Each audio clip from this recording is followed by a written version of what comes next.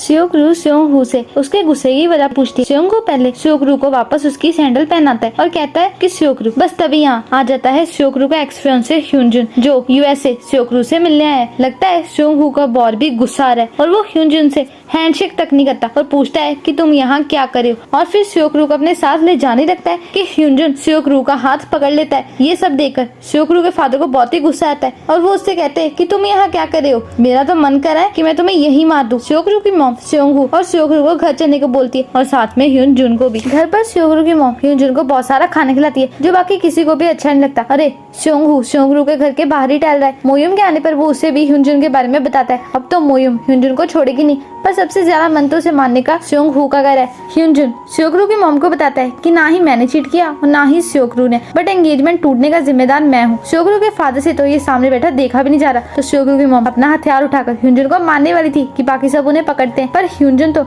मार खाने के लिए रेडी है, तो उसे मार पड़ जाती है। सिंपल, मारो इसे और मारो। स्योकरू उसे बाहर ले जाती है। स्योंगहू और मोयुम एक साथ ड्रिंक करें। मोयुम चाहती है कि स्योंगहू जल्दी से स्योकरू को अपनी फीलिंग्स बता दे, पर ये ढीठ बंदा कुछ बोलता ही नहीं और मोयुम हमेशा स्योंगहू के साथ है। अकेले में ह्यूनजुन स्योकरू से कहता है कि मैं आज भी तुमसे प्यार करता हूँ, पर स्योकरू नहीं चाहती कि अब ह्यूनजुन उसकी जिंदगी में वापस आए। स्योकरू सीधा मोयुम के घर जाकर उसके बेड पर लेट जाती है। मोयुम को पता है कि स्योकरू उसके घर क्यों आई है। दोनों को नींद नहीं आ रही और यहाँ पर हम फ्लैशबैक में इनकी पूरी बात सुनते हैं। दरअसल स्योकरू को ह्यूनजुन के साथ बिताए पलों से प्यार है, पर वो जानती है कि इस रिश्ते को खत्म होना ही था, तो वो ह्यूनजुन से मूव ऑन कर रही है। अरे मतलब स्योंगहू ने सिर्फ इनकी आधी बातें सुनी थी। प्रेजेंट में मोयुम खुश है कि इसकी बेस्टी उस लड़के से मूव ऑन करिए, तो चलो अब सोया जाए। स्योंगहू बेचारा दुखी बैठा स्योकरू को याद कर रहा है और दूसरी तरफ भी स्योकरू का यही हाल है। नेक्स्ट मॉर्निंग स्योकरू के फादर अपनी वाइफ को उठाने जाते हैं और ये बड़ा चौका।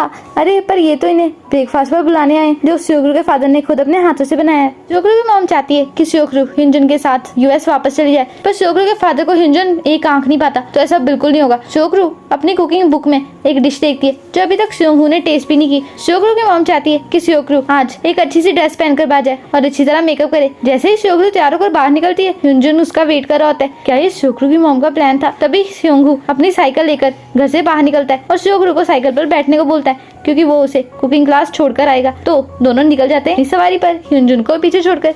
स्योंगहू स्योकरू को बहुत ही टीज करता है और उसे बिल्कुल अच्छा लगा कि स्योकरू तैयार होकर ह्यूनजुन से मिलने गई। अच्छा जेलसी। स्योंगहू स्योकरू को अगली बोलता है तो स्योकरू उसे मजा चखाती है और फिर स्योंगहू उसे और भी टीज करता है, तो स्योकरू को गुस्सा जाता है और वो स्योंगहू को साइकिल रोकने को बोलती है।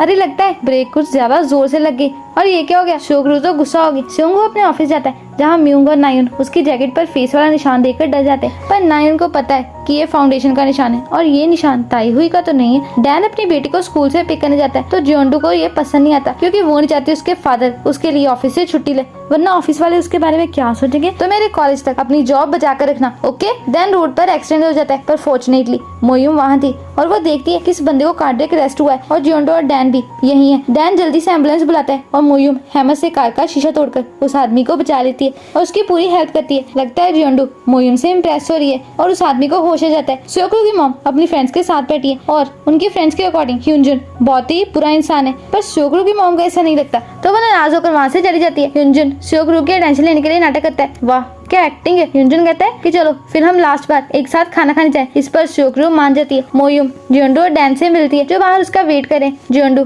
मोयुम की चोट पर दवाई लगाती है और बहुत ही प्यारी प्यारी बातें करती है। मोयुम खुशी से उसे हक कर लेती है। जियोंडू के लिए तो मोयुम एक सुपर वुमेन बन गई है। चलो अब ये तीनों एक साथ जाएंगे कार में। गर्मी के कारण डैन अपनी जैकेट उतार देता है क्योंकि एसी नहीं ऑन कर सकते। जियोंडू को कोल्ड है ना। रियल हीरो की बात से मोयुम को उस मड फ्लैट शर्ट वाले लड़के का ख्याल आता है जिसने एम्बुलेंस के लिए सारी रोड खाली करवाई थी। यही तो है मोयुम, वो ड्रीम का है। डैन रियलाइज करता है कि वही मड फ्लैट का है और ये बात मोयुम को पता चल जाती है। बेचारी बहुत ही एम्बेरस हो गई है। डैन ने मोयुम के लिए प्रिस्क्रिप्शन ली है और वो भी इतनी सारी। अरे छोटी सी चोट लगी है उसे बस। ये मोयुम का दिल इतनी तेजी से क्यों धड़क रहा है। दूसरी तरफ नायुन अपने एनालिसिस से पता लगाती है कि वो फाउंडेशन मार्क स्योकरू का है। बेचारी का दिल ही टूट गया। गुस्से में नायुन मशीन की स्पीड बहुत ही तेज कर देती है जिसे डोंगजिन कम करता है और ऐसे ये दोनों एक दूसरे से बहस करते हैं। स्योकरू अकेली रात को बाहर टहलने निकल जाती है तो स्योंगहू से बताता है कि ये वर्ल्ड बहुत ही स्केरी है, तुम्हें से रात को बाहर नहीं निकलना चाहिए, पर ये वर्ल्ड तो सुबह भी स्केरी ही है। स्योकरू उसकी बात नहीं सुनती तो स्योंगहू गुस्से में अपने घर के अंदर चला जाता है। रास्ते में स्योकरू को लगता है कि कोई उसका पीछा करे, पर ये तो स्योंगहू है, इसने तो डरा ही दिया।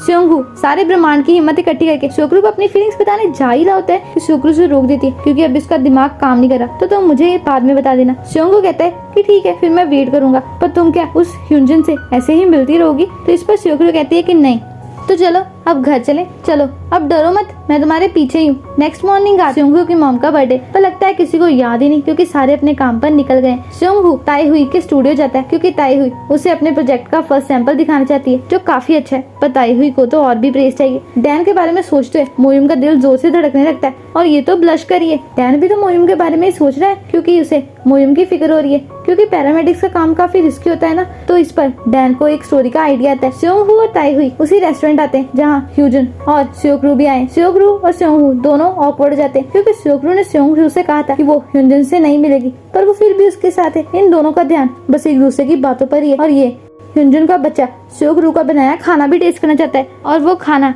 टेस्ट कर भी लेता है। बेशरम। सेयोंगहू को बहुत ही गुस्सा आ रहा है। बातों बातों में सेयोंगहू स्योकरू को बातें सुनाता है कि मुझे झूठ बोलने वाले लोग बिल्कुल नहीं पसंद, जो अपने प्रॉमिस तोड़ देते हैं, जैसे चोरी छुपे दूसरों से मिलना। इस पर स्योकरू को खांसी जाती है और ह्यूजुन उसे पानी देता है। स्योकरू उठकर वॉशरूम चली जाती है और बाहर सेयोंगहू उसे पूछता है कि तुम ह्यूजुन के साथ क्या करी हो। तभी ताईहुई आकर स्योकरू को वाइन देती है और वो ह्यूजुन को स्योकरू का बॉयफ्रेंड समझती है, पर ऐसा नहीं है। सेयोंगहू और ताईहुई दोनों वहाँ से चले जाते हैं। ह्यूजुन को आज स्योकरू के साथ टाइम स्पेंड करके बहुत ही अच्छा लगा और वो आगे भी स्योकरू से ऐसे ही मिलना चाहता है, पर स्योकरू ऐसे नहीं चाहती। अभी तक किसी को याद नहीं है कि आज सेयोंगहू की मॉम का बर्थडे और उल्टा इनकी फ्रेंड्स इन्हें एक काम भी दे देती है। सेयोंगहू की मॉम उनका दिया काम करती है। अरे पर ये तो एक सरप्राइज बर्थडे पार्टी है। इस पर सेयोंगहू की मॉम इमोशनल होकर रोने लगती है और अब सेयोंगहू भी अपनी मॉम को बर्थडे विश कर देता है, पर अभी भी उन्हें किसी और के मैसेज का वेट है। सेयोंगहू के फादर अपनी वाइफ के लिए उनके फेवरेट फ्लावर्स ढूंढ रहे हैं। सेयोंगहू अपने स्कूल के स्विमिंग पूल के पास खड़ा है और यहाँ मिस यू भी आ जाती है और सेयोंगहू को कांग्रेट्स बोलती है क्योंकि वो स्विमिंग रीमॉडलिंग कंपटीशन जीत गया। और मिस यू सेयोंगहू से कहती है कि तुम ये खुशखबरी स्योकरू को भी बताओ, बेचारी कब से रिजल्ट का इंतजार कर रही है और वो तो हर रोज रिजल्ट चेक भी करती थी